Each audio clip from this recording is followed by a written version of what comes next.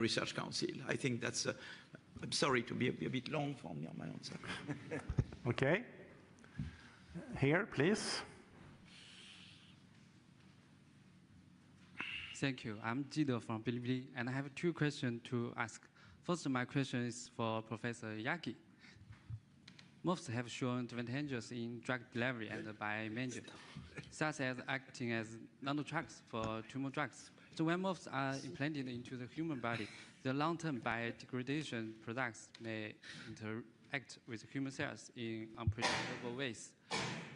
Have you considered the ethical threshold for MOF application in clinical medicine? For example, what level of long-term safety data is enough to push MOF drugs to clinical trials? And, second question. We take one question at a time. Thank you. Okay. Yeah, thanks for the question. Well, MOFs are solids. They are not soluble. They don't dissolve. So they're like basically rocks, powdered rocks. So they're very stable, and that gives them the properties that one needs for them to be deployed, let's say, as we have shown, in harvesting water from air to make drinking water, or taking CO2 out of the air. You need to use the material over and over again for many, many years. I think that's important to note.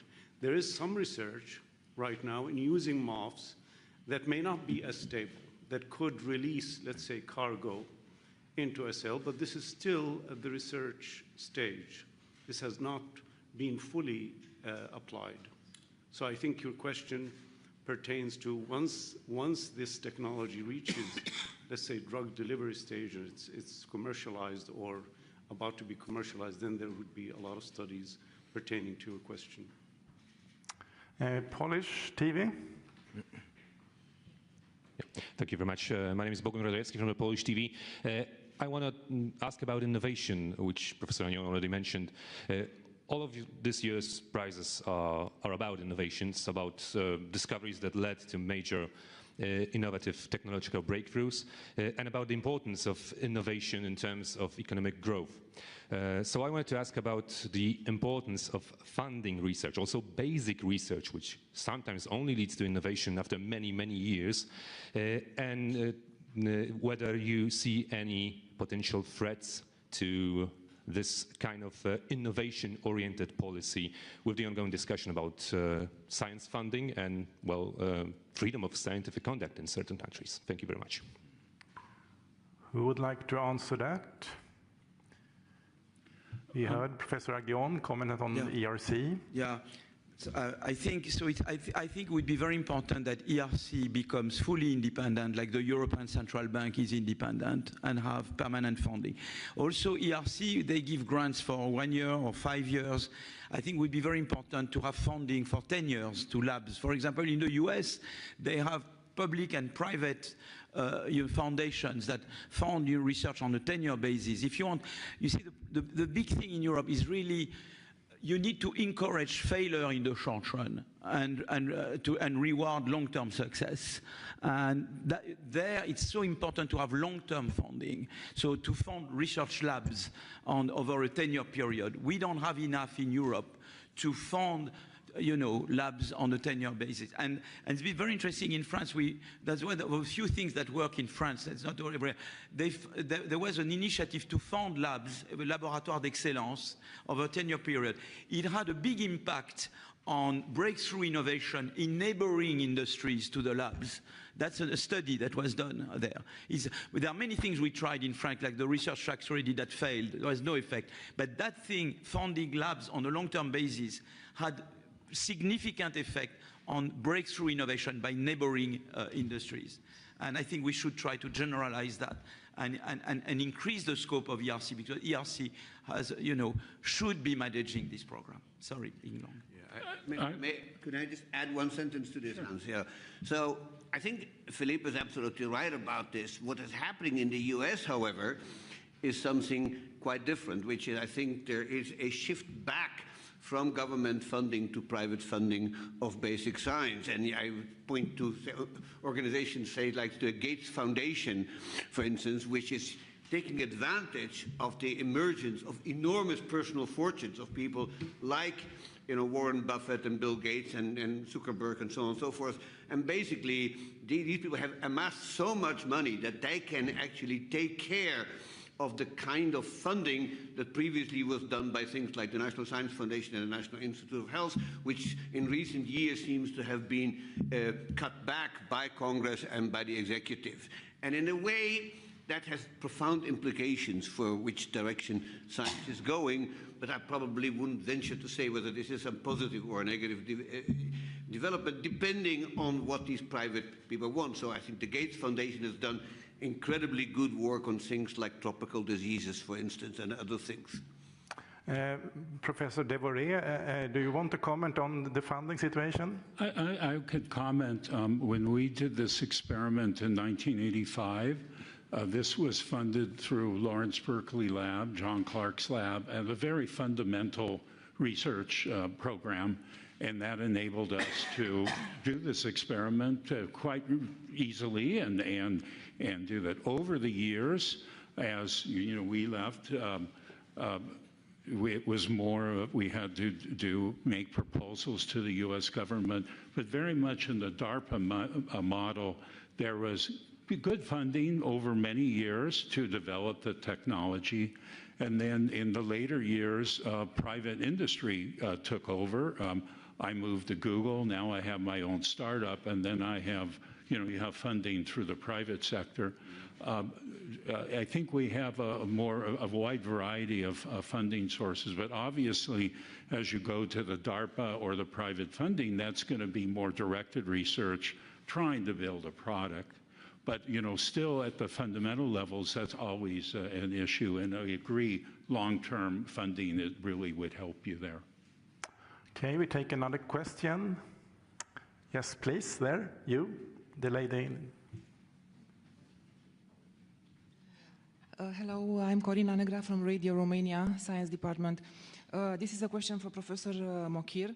I would like to ask you if your theory is applicable for countries who are not financing basic research in one hand and that are not producing technology actually. So can this be possible?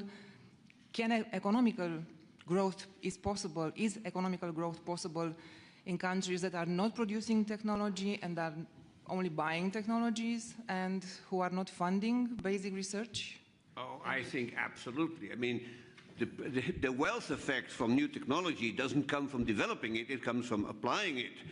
And there's absolutely nothing in the world that, that prevents countries from adopting inventions made elsewhere and applying them successfully. I would point to the case of Switzerland. Now, Switzerland actually has been sort of bad-mouthed, but I had a teacher once said that the only thing that the Swiss ever invented was the cuckoo clock. And even that turned out to be incorrect, because the cuckoo clock was invented in Bavaria. You should all know this.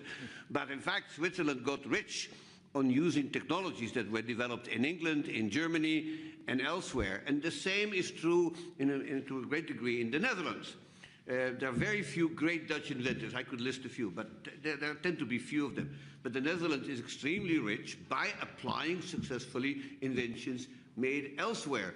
On the other hand, in Britain, which is still a very inventive country in which there's a lot of frontier science going on, but in fact their ability to apply things in our own time has been much more limited than on the continent. And so I would think that particularly countries, say, like Romania and other countries in Eastern Europe, adopting technology made elsewhere is going to work for them. After all, this is the source of success, of economic success of Japan for a century, and for China until recently essentially did the same thing. And so you can get very wealthy on inventions made elsewhere, and there's nothing wrong with that. In fact, it's probably more efficient because you don't have to pay the cost of development. May I ask Professor Kitagawa, do you want to comment on the funding situation in Japan? Yes, and basically the governmental funding has the three categories. First one is the very fundamental one.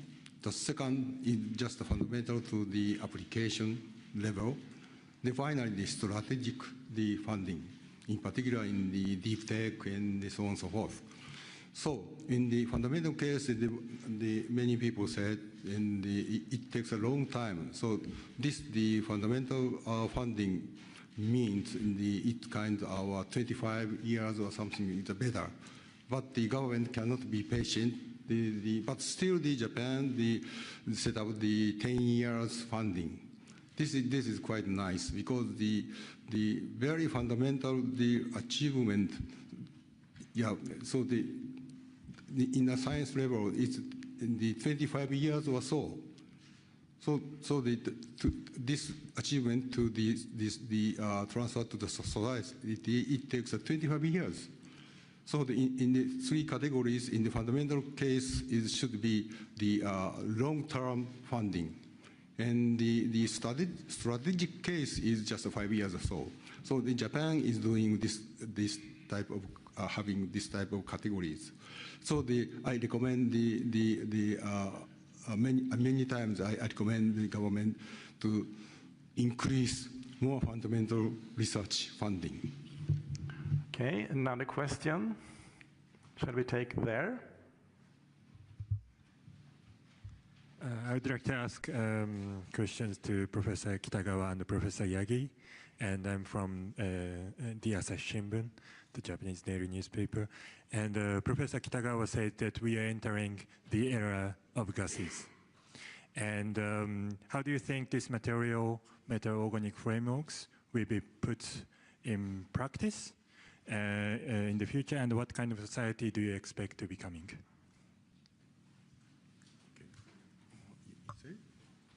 Sure.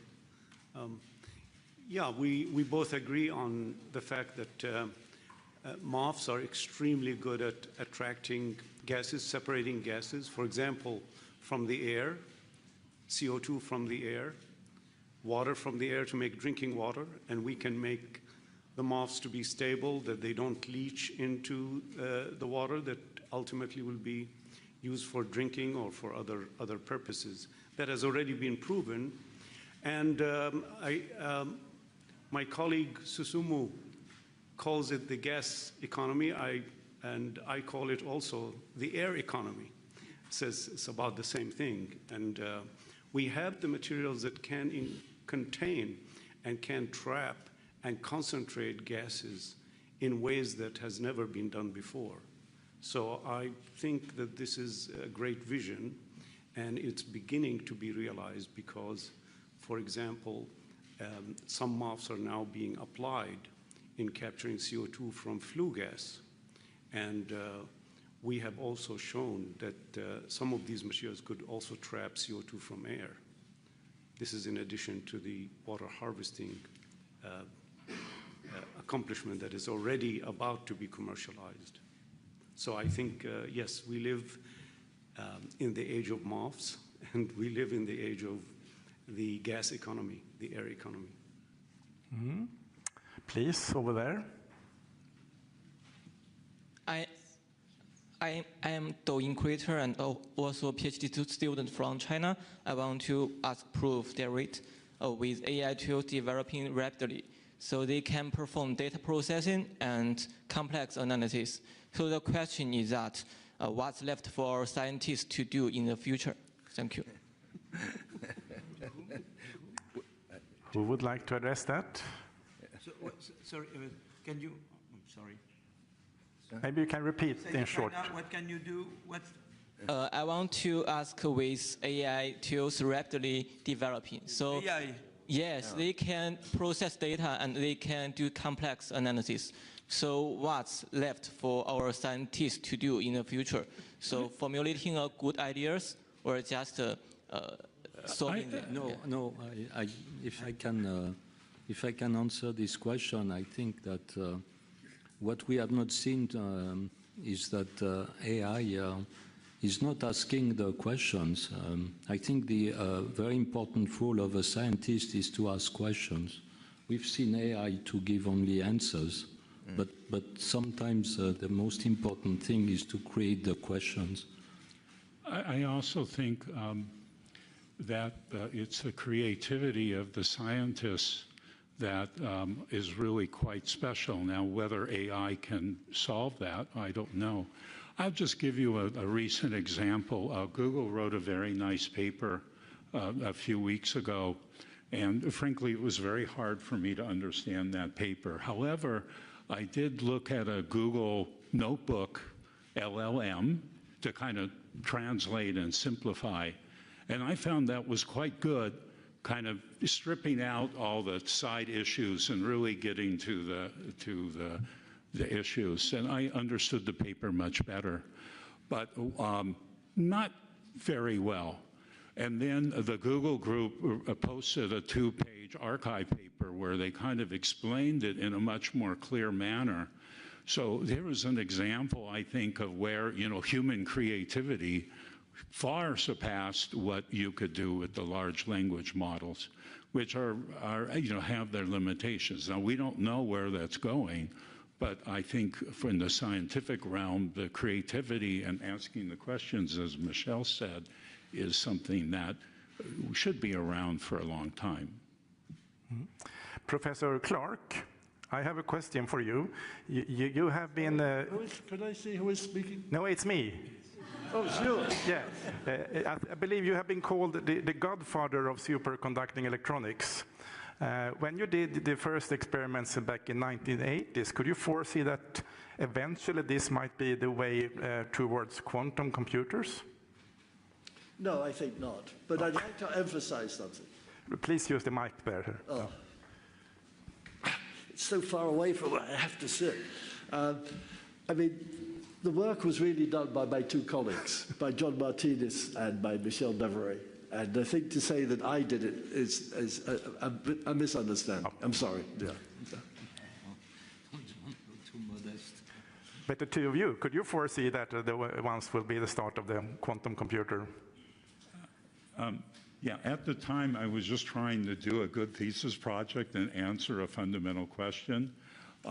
At the end of my thesis, we went to a conference in Santa Barbara where Richard Feynman talked about quantum computing, which I think completely expanded our minds. Yes. And seeing how everyone mobbed him afterwards with questions made us realize that was a great question, like Michel said. You have to ask good questions.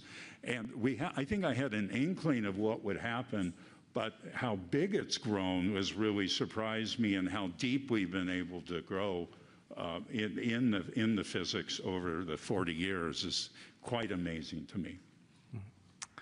I believe we have to stop there. Thank you for your interest in coming here. There will be individual questions taken afterwards. It's only 10 months left until we announce the 2026 prizes. So thank you for coming.